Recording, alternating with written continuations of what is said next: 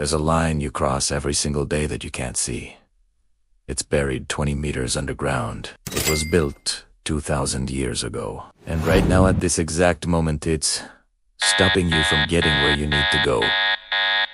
I'm talking about Roman aqueducts. They're not just history. They're actively controlling how your city functions today. Let me show you the invisible empire that never died. Here's something they don't tell you in history class.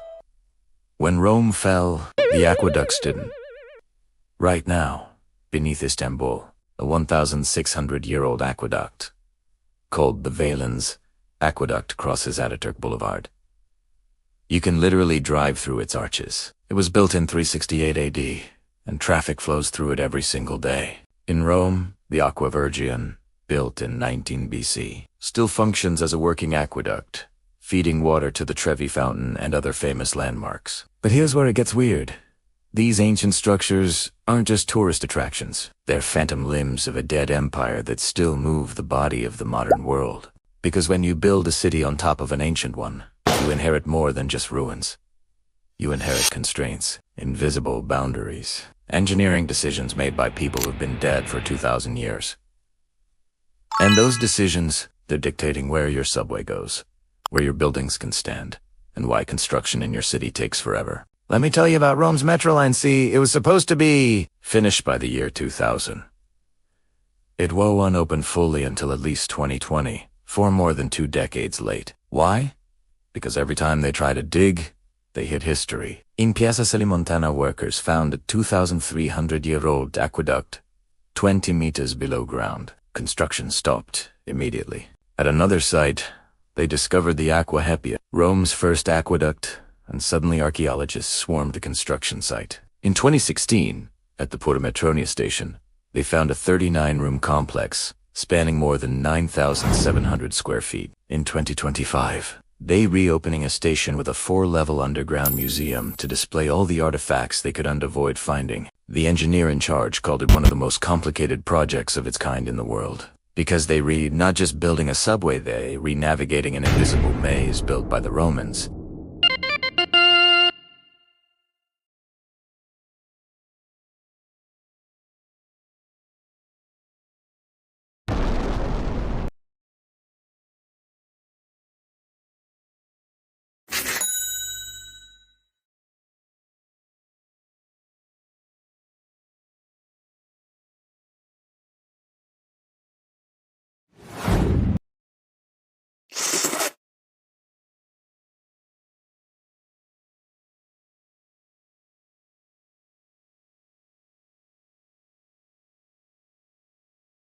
In Istanbul, the Valens aqueduct system extended over 250 kilometers and remained in use well into the Ottoman period.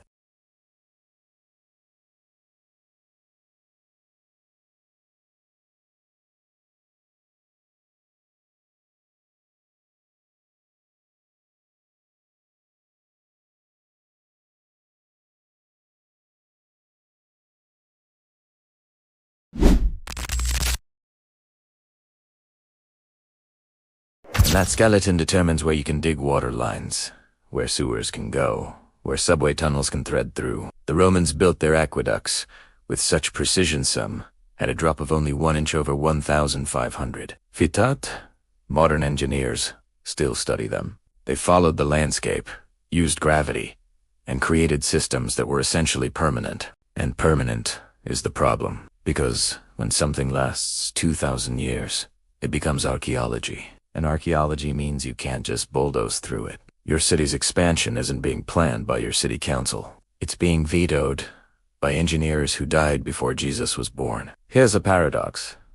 The Romans were so good at engineering that their solutions became permanent problems. Roman street grids shaped modern cities, and their water systems ran beneath bathhouses and homes. With such efficiency that nothing was random, everything was engineered. Cities like Barcelona, Lyon, and London still follow the Roman grid pattern. Their main roads trace ancient Roman roads. The layout of entire neighborhoods was determined by where aqueducts needed to run. And here's what's wild. At the height of Rome's population, the aqueduct system could deliver up to 1 cubic meter of water per person. More than what? It's commonly available in most cities today. They solved urban planning so well that we're still living inside their solution.